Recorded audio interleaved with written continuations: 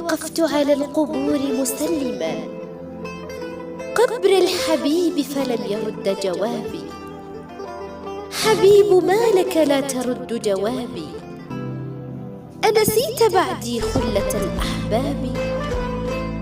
قال الحبيب وكيف لي بجوابكم وأنا رهين جنادل وتراب.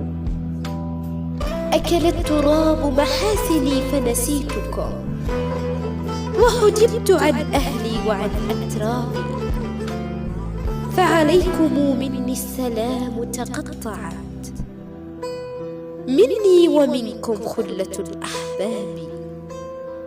صلى عليك الله يا خير الأنام.